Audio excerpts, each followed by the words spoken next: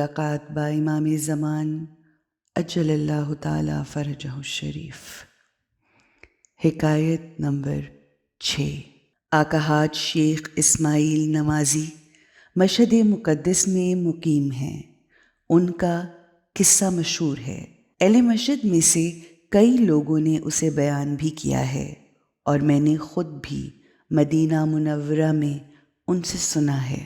آقا نمازی فرماتے تھے، میں اہلیان مشہد میں سے چند افراد پر مشتمل قافلہ ایک مرتبہ مکہ معظمہ کی زیارت کے لیے لے کر چلا۔ اس زمانے میں لوگ نجف اشرف کے راستے جاتے تھے، صحرا بیابان جس میں آب و گیا کا نام و نشان نہ ہوتا تھا، پکی سڑکیں تو درکنار ایسا راستہ بھی نہیں ہوتا تھا جس پر فقط بجری ڈالی گئی ہو۔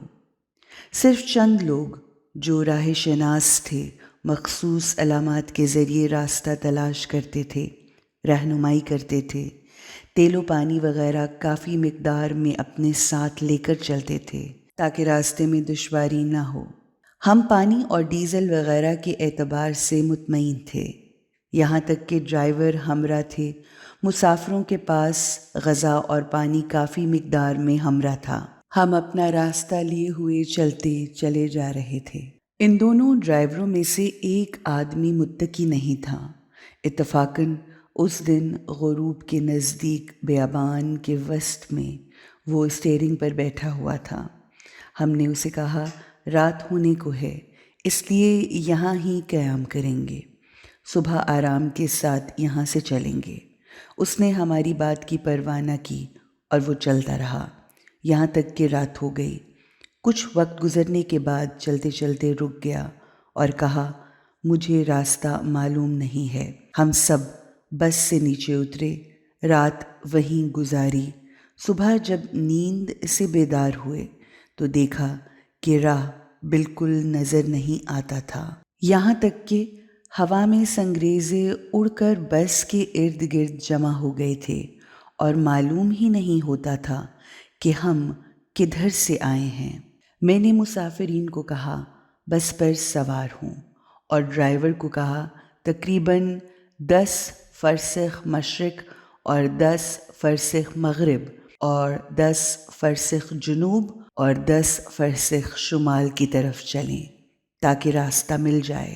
ڈرائیور نے یہ بات قبول کر لی۔ اس بیابان میں شام تک یوں ہی چلتے رہے، لیکن راستہ نہ مل سکا۔ پھر دوسری رات بھی اسی بے آب و گیا صحرا میں گزار دی، لیکن میں بہت پریشان تھا۔ دوسرے دن اسی طرح چلتے رہے، رات تک راستے کا کوئی نشان نہ ملا۔ اسی دوران پیٹرول وغیرہ ختم ہو گیا اور سورج غروب ہونے لگا۔ بس کھڑی کر دی، چونکہ تیل ختم ہو چکا تھا، پانی بھی ختم ہونے کو تھا۔ اس رات اللہ تعالیٰ کی بارگاہ میں بہت ہی عجز و نالہ کیا۔ صبح ہم سب موت کے منہ میں معلوم ہوتے تھے، اس لیے کہ پانی بالکل ختم ہو چکا تھا اور پیٹرول بھی ختم ہو گیا تھا، راستے کا علم نہیں تھا۔ میں نے مسافروں کو کہا، آؤ مل کر منت مانیں کہ اگر خداوند کریم اس بیابان سے ہمیں نجات دے تو جب ہم اپنے وطن پہنچیں گے، جو کچھ مال ہمارے پاس ہے راہ خدا میں دے دیں گے۔ تمام مسافرین نے کہا، قبول ہے، اور اپنے آپ کو اللہ کے حوالے کر دیا۔ صبح کے تقریباً 9 بج چکے تھے، ہوا گرم ہونے کے نزدیک تھی، اور ہمیں یقین تھا کہ پانی نہ ہونے کی وجہ سے کچھ آدمی فوت ہو جائیں گے، اس لیے میں بہت ہی پریشان تھا۔ اپنی جگہ سے اٹھا اور مسافروں سے ذرا دور جا کر بیٹھ گیا۔ اتفاقاً ایک مقام پر ریت کا ٹیلہ تھا، میں اس کے پیچھے جا کر بیٹھ گیا اور بہتے ہوئے آنسوؤں کے ساتھ آہو فریاد کر رہا تھا، یا ابا صالح المہدی ادرکنی، یا صاحب الزمان ادرکنی، یا حجت ابن الحسن ادرکنی۔ میرا سر نیچے کی طرف جھکا ہوا تھا، آنسوؤں کے قطرے زمین پر گر رہے تھے۔ اچانک مجھے معلوم ہوا کہ پاؤں کی آواز آ رہی ہے جو میرے قریب ہوتی جا رہی ہے۔ اپنے سر کو اوپر اٹھایا تو ایک عربی مرد کو دیکھا۔ اونٹوں کی مہار اس کے ہاتھ میں ہے اور چاہتا ہے کہ عبور کرے۔ میں نے آواز دی، آقا، ہم یہاں اپنا راستہ گم کر بیٹھے ہیں، ہمیں راستے تک پہنچاؤ۔ اس نے اونٹوں کو بٹھایا اور میرے قریب آ کر سلام کیا۔ میں نے سلام کا جواب دیا، میرا نام پکار کر کہا، پریشان نہ ہو، آؤ میں آپ کو راستہ بتلاتا ہوں۔ دیکھو، اس طرف سے آپ جائیں گے، 2 پہاڑوں کے پاس پہنچو گے۔ جب ان دونوں پہاڑوں کے درمیان سے گزریں، دائیں طرف سیدھے چلتے جائیں، غروب آفتاب کے وقت آپ راستے پر پہنچ جائیں گے۔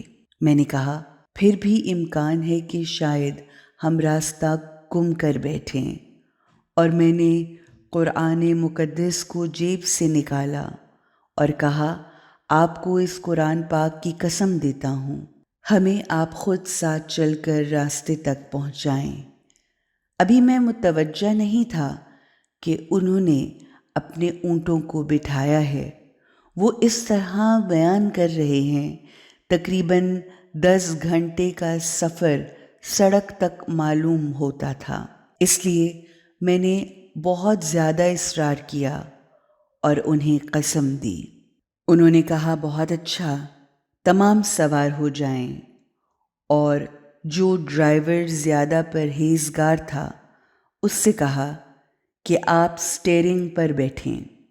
وہ خود بھی اس کے پہلو میں بیٹھ گئے اور میں بھی ان کے پہلو میں بیٹھا، یعنی بس میں اگلی طرف 3 سیٹیں تھیں، 1 سیٹ ڈرائیور کی تھی، یعنی باقی سیٹوں پر ہم دونوں بیٹھے۔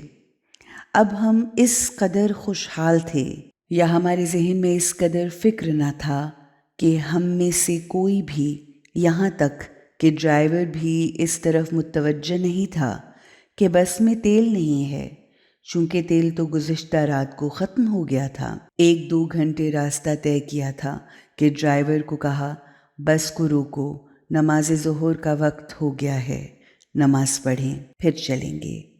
تمام نیچے اترے۔ نزدیک ہی پانی کا چشمہ تھا، اس سے وضو کیا اور ہم نے بھی وضو کیا۔ وہ ایک طرف نماز پڑھنے میں مشغول ہو گئے اور مجھے کہا، آپ مسافروں کے ساتھ مل کر نماز پڑھیں۔ ہماری نماز جب ختم ہوئی اور ہاتھ منہ دھو لیا تو انہوں نے فرمایا، سوار ہو جاؤ، اس لیے کہ ہمارے لیے ابھی سفر بہت درپیش ہے۔ تمام سوار ہوئے، جیسا کہ پہلے انہوں نے کہا تھا۔ 2 پہاڑوں کے پاس پہنچے، وہاں سے عبور کیا۔ اس کے بعد فرمایا، دائیں طرف چلو۔ سورج غروب ہونے کے قریب تھا کہ ہم اصلی راستے پر پہنچے۔ راستے میں ہمارے ساتھ فارسی میں گفتگو کرتے رہے، مشہد مقدس کے علماء کے بارے میں مجھ سے دریافت کرتے رہے۔ ان میں سے بعض علماء کی تعریف کرتے تھے اور فرماتے تھے کہ فلاں آئندہ خوب کردار کا مالک ہوگا۔ میں نے راستے میں ان سے کہا کہ ہم نے منت مانی ہے کہ اگر ہم اس بیابان سے نجات حاصل کریں تو وطن پہنچ کر اپنا تمام مال اللہ تعالیٰ کی راہ میں دے دیں گے۔ فرمایا، اس منت کو پورا کرنا لازمی نہیں ہے۔ آخرکار جب ہم سڑک پر پہنچے، تمام خوشی کے ساتھ نیچے اترے اور میں نے مسافرین کو اکٹھا کیا اور کہا، جو کچھ آپ کے پاس ہے مجھے دیں تاکہ اس عربی مرد کو دے دیں، اس لیے کہ اس نے بہت ہی زحمت اٹھائی ہے، اپنے اونٹوں کو بیابان میں بٹھایا ہے اور ہمارے ساتھ آئے ہیں۔ اچانک مسافرین خواب غفلت سے بیدار ہوئے اور کہا، واقعتاً یہ مرد کون ہیں اور کیسے واپس جائیں گے؟ دوسرے نے کہا، بیابان میں ان کے اونٹ کس کے سپرد کیے ہیں؟ تیسرے نے کہا، ہماری بس میں تو پیٹرول نہیں تھا، یہ تمام راستہ صبح سے غروب تک کیسے پہنچی؟ خلاصہ یہ کہ ہم سب پریشان حالت میں اس عربی مرد کے پیچھے دوڑے، لیکن انہوں نے مڑ کر نہ دیکھا، وہ غائب ہو چکے تھے۔ اس وقت ہم سمجھے کہ ایک دن حضرت امام آخر الزمان عجل اللہ تعالی فرجہ الشریف کی خدمت میں رہے، لیکن انہیں پہچان نہ سکے۔ اللہ کی بارگاہ میں دعا کرتے ہیں کہ ہماری آنکھوں کو وہ بصیرت عطا فرما کہ ہم اپنے امام کو پہچان سکیں، ان کی معرفت رکھتے ہوئے ان کو جان سکیں، ان کی خدمت کر سکیں، ان کے کام آ سکیں۔ یا اللہ ہمارے وجود کو ایسا بنا دے کہ ہمارا وجود ان کی خدمت کے لیے ہمیشہ آمادہ رہے، تیار رہے۔ آمین یا رب العالمین۔ اللهم عجل وليك الفلاح